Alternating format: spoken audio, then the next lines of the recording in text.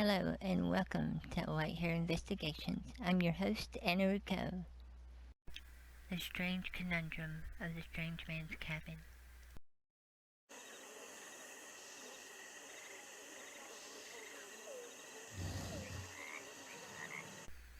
As I arrived at the shack, I was greeted by the groundskeeper. Apparently he was just hanging out.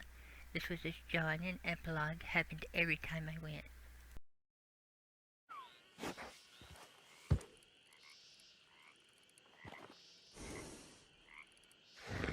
The Strangeman's Cabin, as it has come to be known, is actually Bayall Edge, a shack in the Bayou Noir region of the Lemoyne Territory. Bayou Noir means Black Bayou in Cajun.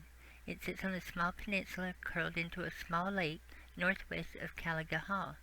The outside of the building is well worn and deserted looking. However, something unusual is going on here. When you take a picture of the cabin, instead of it saying Lemoyne, Bayou Noir, Bayall Edge, the location will be listed as Lemoyne, Bayou Noir, Serial Killer. So did this shack originally belong to a serial killer? And if so, what's the connection? Before even entering the cabin, we come across something strange. The shack appears to have a large cage under it. View from the back of the shack. The cage seems to have been added to the shack after it was built. The left picture shows how the supports of the shack are inside the cage with the side of the cage attached to it. Inside the cage we find the rotting corpse of an alligator. How did it get in the cage? Why was it even in there? Well, believe it or not, the answers can be found by looking up, but this also creates more questions. The top of the cage touches the bottom of the shack and is covered in chicken wire, except this one area that is open and is directly below this square in the floor that resembles a trap door. The area above the floor is covered by the blue rug. Interesting indeed. Maybe the alligator was a pet and the trap door was used to feed it. But if that's the case, then what was it being fed? Now we move to the front porch. On the front porch, a single-page note can be found to the left of the porch, along with a barrel from the Cornwall Kerosene and Tire Company and a large earthenware vase with fern leaves in it. Let's take a closer look at that note. A letter can be found on the front porch. This letter is found in other locations on the map, such as a drawer in the Mutant House and under a bed in Francis Sinclair's house, among others. The letter is written in the Spencerian cursive style developed by Platt Roger Spencer in 1840 and taught in schools beginning in the 1860s. It was a standard in the United States until it was replaced by the Palmer method in 1920, which is less ornate. The writing also makes a statement about "in your language," indicating the writer is not a typical English speaker. Given the letter is about a Paris opium matter, the writer may be French. Opium smoking arrived in North America with a large influx of Chinese for the gold rush around 1850. The letter is from Daniel J. Markel, an opium supplier. Markel is a surname that seems to be of French origins. He is writing to a publisher in St. Denis about an article on Paris opium that he deals with. The letter is difficult to read, but... Two publishers, St. Denis Times-Tribune, St. Denis, Lemoyne. Gentlemen, one of my traveling salesmen, Mr. Renard Dubargery, sends me a marked copy of your last issue calling attention to a paragraph headed "Quantitolerated Paris Opium." I am led to believe that the matter has been either misunderstood or misrepresented to you. I deal in nothing but strictly pure Paris opium at any time, and often the Membapicals Provantic to that effort.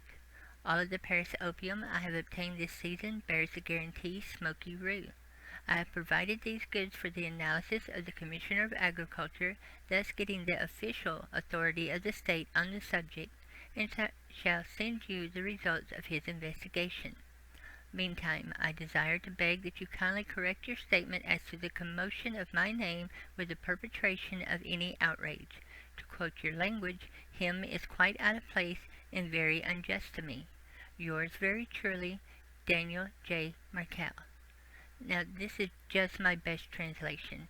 It doesn't mean I'm right or wrong. Some of it I couldn't make out because the writing was just with the style and the penmanship, I just couldn't make out the words, so I apologize.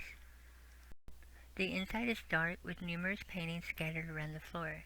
On the right of the entrance is a long table with candles and several different unique items. On the left is a love seat and two end tables. In the center of the room is a painting of the Strangeman that changes over time. The paintings picturing animals around the cabin may also constantly change depending on the player's current honor level.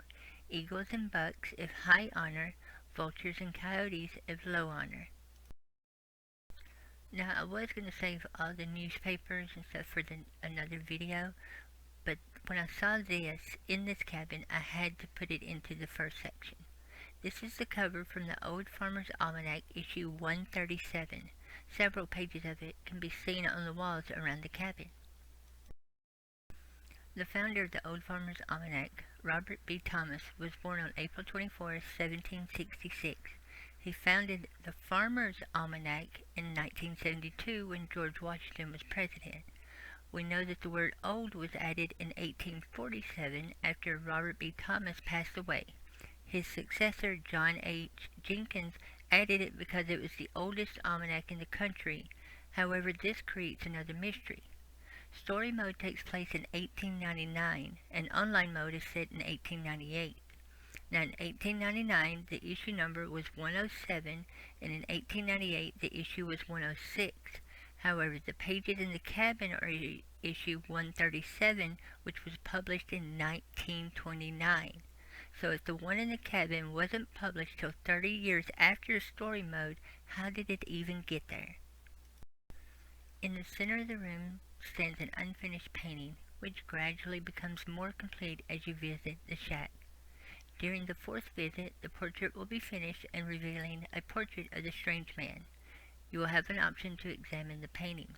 When you examine the painting, it will count as a point of interest, painted in cabin. It is the only point of interest that can only be discovered by John. If you look in the mirror right after examining the painting, the Strangeman can be seen standing behind you. He will disappear if you turn around or attempt to take any kind of picture of him in the mirror.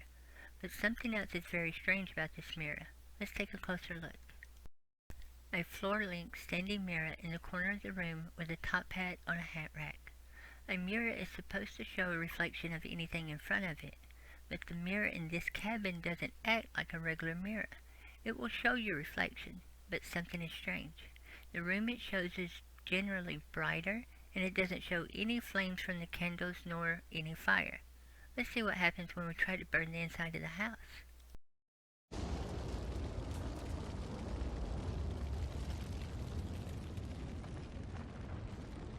As you can see, none of the flames are reflected in the mirror, nor any damage for that matter.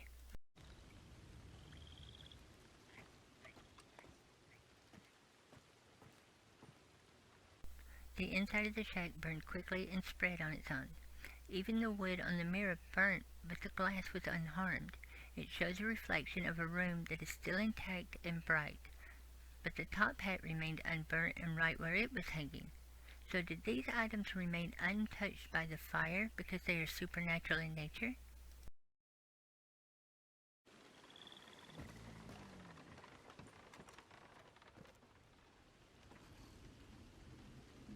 As you can see, the reflection in the mirror still shows the room untouched by the fire. But what if it's not a reflection at all? The mirror could very well be a portal of some kind. The room it is showing could be something otherworldly, and the mirror is the gateway. This would explain why the Strangeman is visible behind us in the mirror, but not in the real world. He is an otherworldly being. The fact his hat doesn't burn adds to this fact. Hare Investigations. Our notes so far. Cabin is listed as serial killer. Wonder if this used to belong to the serial killer and he made a deal with the Strangeman and now the Strangeman occupies the cabin? Items in the cabin seem out of place and out of time. How did they get there? The almanac itself is 30 years into the future.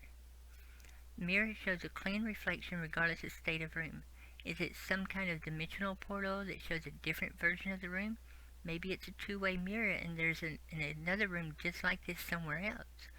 Strangeman's hat is unaffected by fire. Is it supernatural in origin or is it just made of fire-retardant material? How do the other items in this cabin fit into this mystery? We'll discuss that in the next video.